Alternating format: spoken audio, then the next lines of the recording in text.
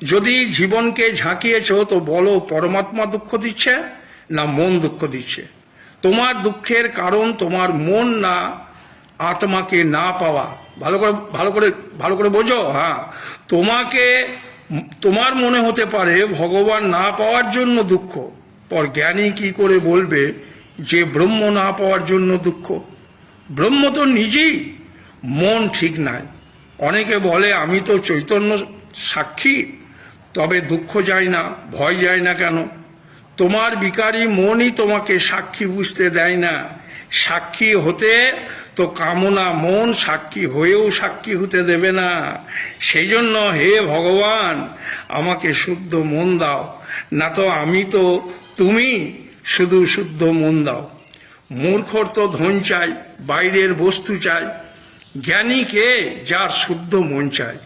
আমার দুঃখের কারণ ধনের কম নয়, ধনের আরো আশারূপ মন।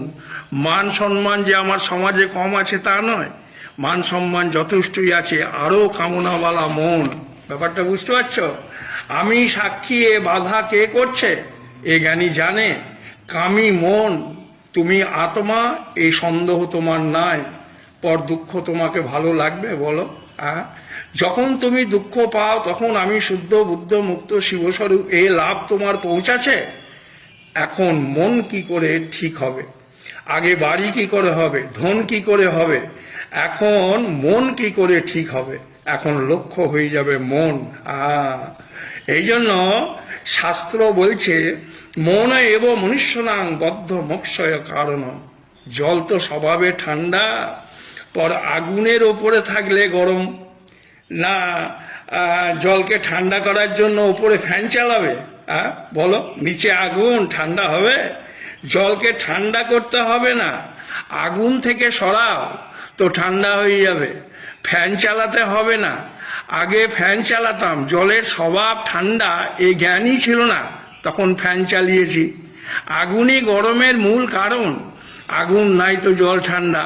আমার দুঃখের কারণ এই না বোঝা মন। বুঝতে পারছ?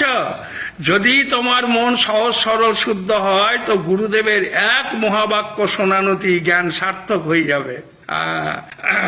দেখো, বিশেষ করে আমার ইশারা, যারা দীর্ঘদিন ধরে তত্ত্বজ্ঞান করেছে, জীবনটাকে ঝাঁকিয়েছে সৎসঙ্গ করে, তাদের ওপর আমার ইশারা, তুমি ব্রহ্ম এটা তো হয়ে আছো, তাহলে দুঃখ দিচ্ছে, জ্বলন দিচ্ছে কে? কে দিচ্ছে বলো? ঈর্ষা কাকে দেখে হচ্ছে? জ্বলন কাকে দেখে লাগছে? কার কথায় খারাপ লাগছে? ছোট বালকের মন ঠিক আছে, ভগবান নাই। আর তোমার ভগবান আছে, শান্তি নাই, অভয় নাই, বিশ্রাম নাই। আমার ভগবান টগবান চাই না, বুঝলে? কেবল আনন্দ, সুখ, শান্তি, ব্যাস, আর কিছু চাই না। আমাকে লাগছে মনই তো ঠিক করা দরকার। আমি সত্য স্বরূপ, চিৎ স্বরূপ, কিন্তু আনন্দ স্বরূপ এ তো বোঝা যায় না। আনন্দ তো বার থেকে নিতে হচ্ছে, আর বুঝতে হবে অন্য জায়গা থেকে আনন্দ পাওয়াই বাধা নিজ আনন্দের। ভালো করে বোঝো। যদি বাইরে আনন্দ নেওয়া বন্ধ হয়ে যায় তো আনন্দ নেবার দরকার নাই, এটা বোঝা যাবে কি আমি আনন্দ স্বরূপই। এখন বুঝতে পারছি উল্টা হচ্ছে। কেন কেন দুঃখ হচ্ছে? কারণ মন ঠিক নাই। মনকে সঙ্গরহিত করো। ভগবান শ্রীকৃষ্ণ বলেছেন, জিত সঙ্গ দোষা আধ্যাত্ম নিত্যা বিনিবৃত্ত কামা। গীতার এই বাণীটা বারবার পান করো। এক সাধুকে দেখে বুঝলে, বললাম কি তুমি ব্রহ্মজ্ঞান করো? তখন ও বলল, আমার ব্রহ্মজ্ঞান চাই না, আমার ব্রহ্মজ্ঞান আছে। আমাকে বলো কি করে সাধু মন হবে সেটা বলো। তখন আমি বললাম, সাধু বাবা, আমার পায়ে একটা ঘা হয়েছিল, আর ওখানেই আঘাত লাগতো। তার মানে হলো সব জায়গাতেই আঘাত হয়, বোঝা যায় না। কারণ অন্য জায়গা ঠিক আছে তাই লাগে না, ওখানে ঘা আছে তাই লাগে। মাথা যখন ধরে, বুঝলে, তখন বোঝা যায় যে মাথা বলে একটা কিছু আছে, না তো থেকেও নাই। দাঁতের ব্যথাও তাই। ব্যথা হলে মনে হয় দাঁত আছে, না হলে কিছুই নয়। যেমন এখন কিছুই নয়, দুঃখ তখনই হবে যখন তোমার মনে ঘা থাকবে। পড়শির দেখে জ্বলন, পড়শির ভালো দেখে জ্বলন হচ্ছে, আর নিচু দেখলে মজা, ছোট ছোট কথাতে তুমি দুঃখী হবে। এতটা তোমার রদ্দি মন, বাজে মন। অনেককে দেখেছি খানিক কথায় গলায় দড়ি নিয়ে নিল। এই জন্য সাবধান হও, মনকে অমন করো। মনুষ্য অমনি ভাবে দ্বৈতম না উপলব্ধতে, শঙ্করাচার্য। আত্মজ্ঞান হলো তার যার মনে ঘা নাই, তার মনই নাই, মন তার আত্মময় হয়ে যায়। কেবল বড় বড় কথা বলো না, কেবল মনের দ্বারা মনেরই সমাধান করো, তো আনন্দ নিতে কোথাও যেতে হবে না, তোমার স্বরূপই আনন্দ স্বরূপ। আমি শুনেছি যে মন নারী রটে ও মন নারী রূপা হয়ে যায়, আর যে মন ব্রহ্ম রটে তো ও মন হয়ে যাবে ব্রহ্মস্বরূপা। যে যেরকম ভাবনা করবে মন সেই রূপ ধরবে।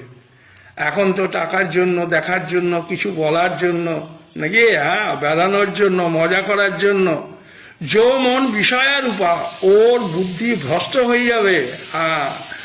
আর এই মনকে পূর্ণ করবে অজ্ঞান। এই জন্য যখন থেকে আমার ব্রহ্মজ্ঞান, সাক্ষী জ্ঞান হয়েছে, বুঝলে, তখন থেকে আমি মনকেই শুধু কমজোরি করছি। মনকেই কমজোরি করার প্রয়াস করছি। মান সম্মান না রহে, ভালো মন্দ না রহে, শুদ্ধ মন কি না আত্মায় আছে, মন না রহে। এর থেকে বড় শুদ্ধ মন আর হতে পারে না। শুদ্ধ মনের পরিচয় মন বলে কোনো কিছুই নাই, মনুষ্য অমনি ভাবে। আর অশুদ্ধ মন মানে সাংসারিক বিষয়বস্তুতে সুখী হওয়া। সুখ তো হবে না, পর লাগছে, অপর পড়শির দেখে জ্বলন হচ্ছে। এই হলো অশুদ্ধ মন। কি করে শুদ্ধ হবে না, ভগবানের এক বাণী, জিতসঙ্গ দোষা আধ্যাত্ম নিত্যা। যখন শরীর খারাপ হবে, মাথা, গায়ে পায়ে, হাতে ব্যথা হবে, তখনই মনে হবে শরীর আছে। যদি ব্যথা না থাকে তো কিছুই মনে হবে না, থেকেও না থাকা।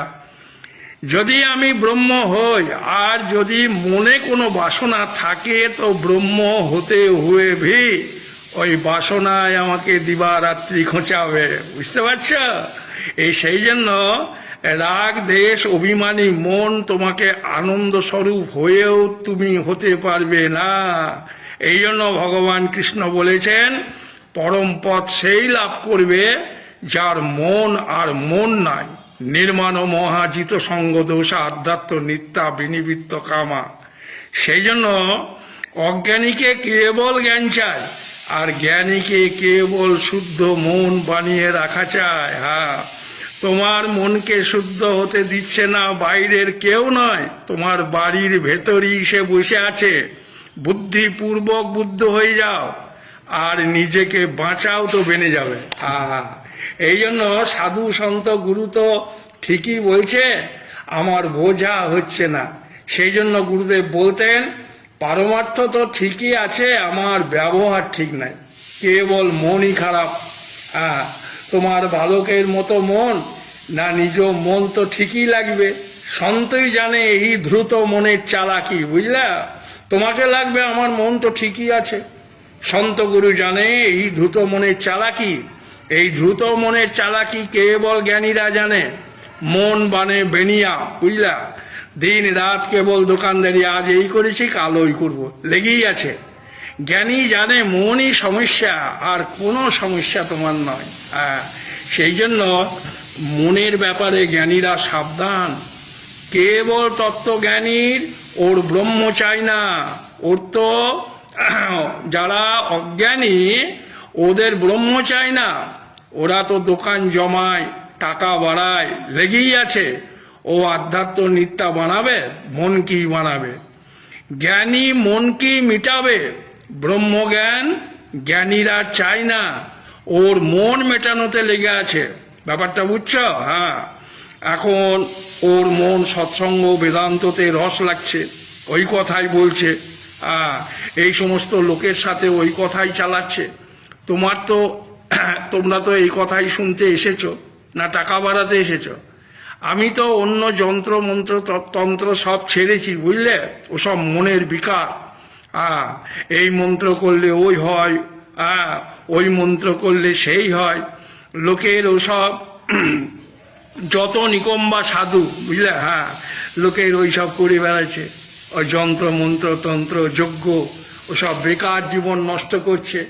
সব জায়গা লোক সংসারের কথা, আর সাধু টাকা কামাচ্ছে, আর মূর্খকে ভূতে ধরেছে, আর সাধু ভূত যাচ্ছে। আমি তো ভগবানেরও আশা করি না কি তুমি ঠিক করে দাও। আমি জানি আমি তো সদা ঠিকই আছি, কেবল মন ঠিক হয়ে যায় তো বাত খতম। ব্যাপারটা বুঝতে পারছো তো?